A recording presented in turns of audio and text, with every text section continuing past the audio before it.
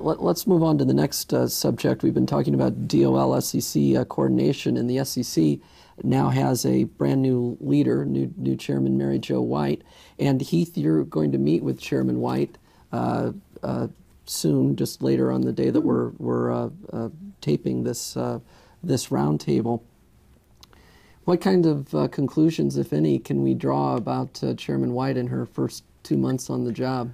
Well, I think that we're certainly encouraged by her efforts to make it a priority to increase investment advisor examinations. I think it's probably a little premature to make too many judgments about Chair White because, most of her deputies, there's a number of them that haven't even joined yet. She hasn't really had a chance to put her team together.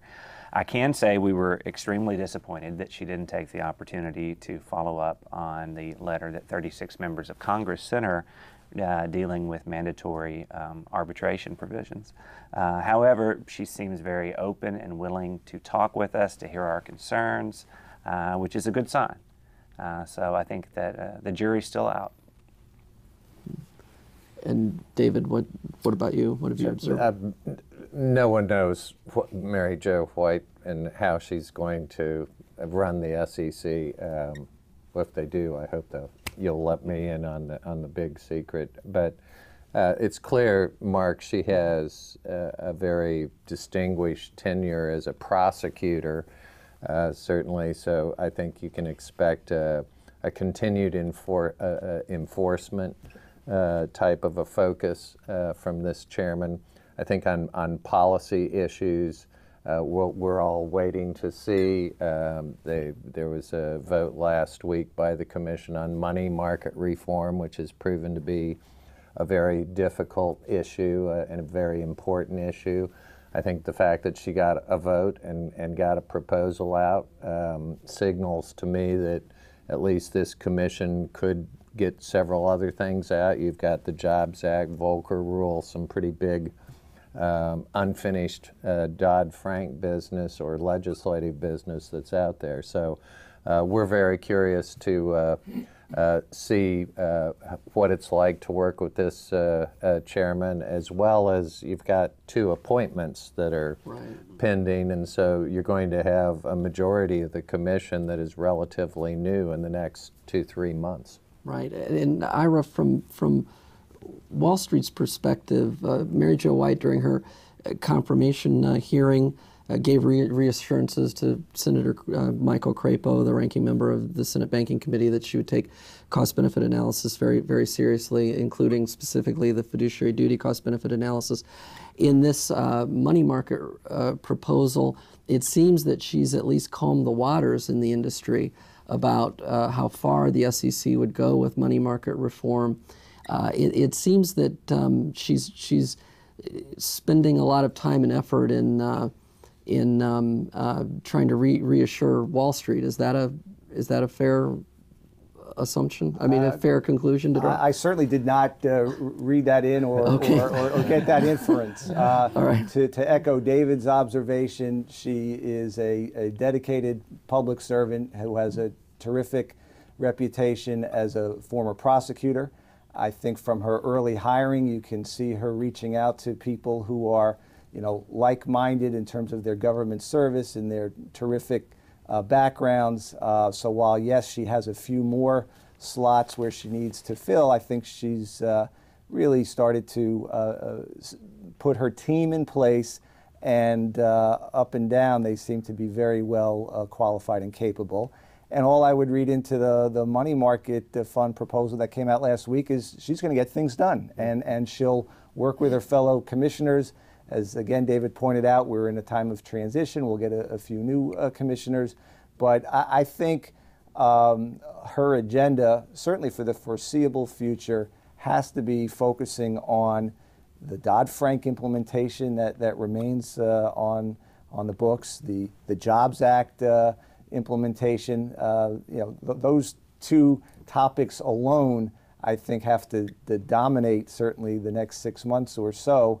And then other issues like the one we started talking about today, I'm sure are significant importance. There'll be parallel processing, there'll be forward momentum. But in terms of things that she has to get done, I'm thinking of things like the Volcker Rule and the Jobs Act implementation, money market fund reform, things like that. Right. And Marilyn, the two nominees, Kara Stein, coming off the Hill from the Senate Banking Committee, Senator Jack Reed's staffer on that committee, and Michael Pivovar, who is a Republican staffer on that committee, an economist on that side. What do these appointments say? What's the Obama administration trying to accomplish with these two appointments, people straight from the Hill? Well, I think certainly both of the nominees are very well qualified. They both have experience on the Hill with Dodd-Frank, and so I would imagine that they can be very, very helpful and constructive in the Dodd-Frank implementation. And so certainly one of the positive things I think about the two new nominees and Chairman White is that we will have a whole new commission who will be making decisions, and particularly on the topic that we started with, on the 913 fiduciary standard of care. It will not be the same, essentially the same commission that voted out the request for information and laid out the assumptions that we have concerns about. It'll be a whole new commission that will be making that very important decision. So we think it's very, very positive, and hope that the nomination process goes very quickly and smoothly and efficiently so that the commission can get to work.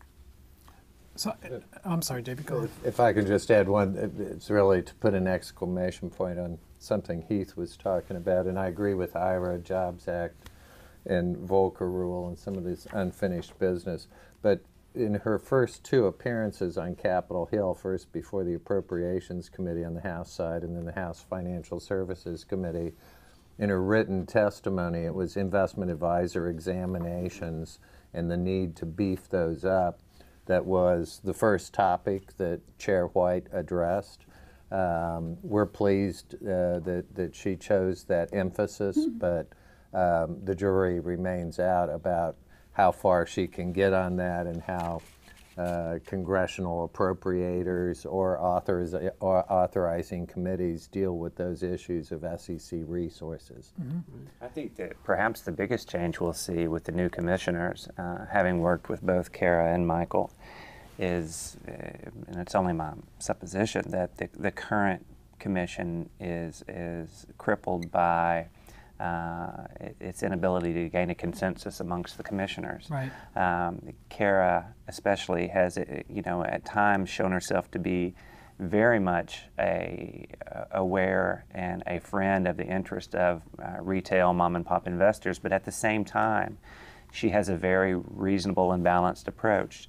And I think Michael's exactly the same. He is an economist, but he's very pragmatic. And so I think that what we're going to see is hopefully what we're going to see is a commission that is going to get moving on some of these rulemakings, because I think there will be an ability to gain a consensus and gain the yes votes that's needed to move things through.